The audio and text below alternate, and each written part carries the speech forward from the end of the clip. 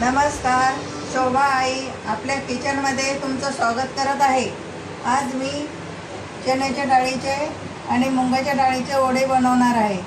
4 घंट्यापूर्वी मी 1 वाटी चण्याची डाळ भिजू घातलेली आणि मुंगाची भिजू घातलेली, ह्या 2 पाण्याने धुवून घेतलेले आहे।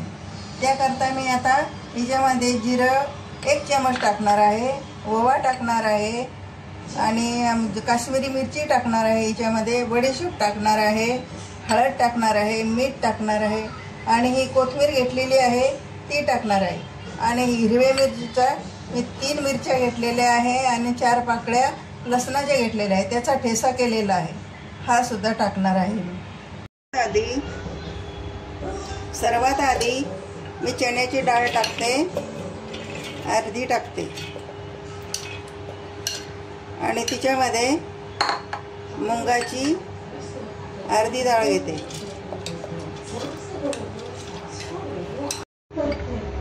याच्यामध्ये जिरं टाकते, 1 चमच घेतलेला आहे, ओवा 1 चमच घेतलेला आहे याच्यामध्ये आणि बडीशेप घेतलेली आहे 1 चमच आणि मिरची टाकत आहे याच्यामध्ये, काश्मीरी मिरचं 1 चमच घेतलेला आहे मी टाकत आहे, हळद टाकत आहे याच्यामध्ये आणि 1 चमच मी मीठ घेतलेला आहे।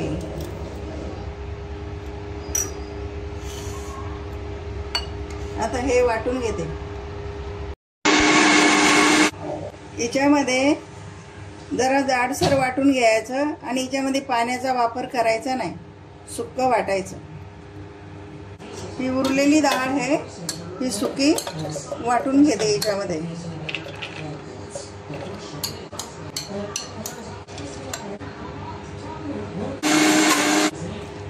एकदम जाड मध्यम वाटून झालेला आहे, एकदम बारीक नाही करायचं। याच्यामध्ये आता कोथिंबीर टाकत आहे, बारीक चिरून घेतलेली आहे कोथिंबीर आणि हा ठेसा तयार केलेला होता याच्यामध्ये मी टाकते।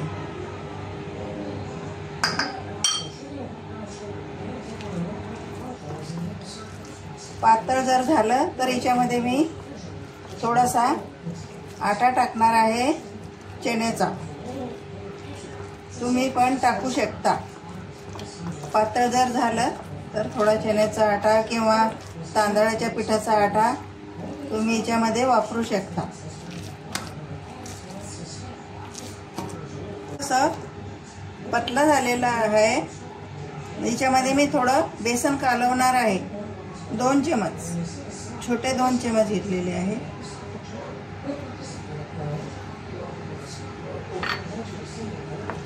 मिक्स करून घेते। थोडं याच्यामध्ये हिंग टाकणार आहे,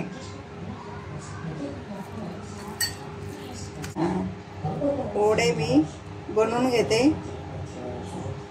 आणि याच्यामध्ये ठेवते। अशा प्रकारे वडे बनवलेले आहे। आता हे मी तळून घेणार आहे। कढईमध्ये तेल टाकलेलं आहे, ते गरम होऊ देते। असे हे टाकून घेते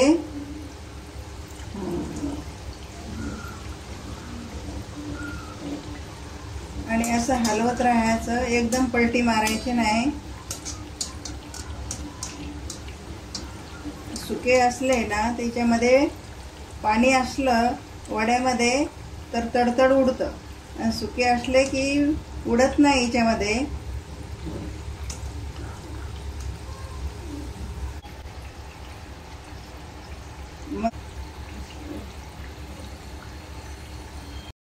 वडे तळून झालेले आहे, आता काढून घेते।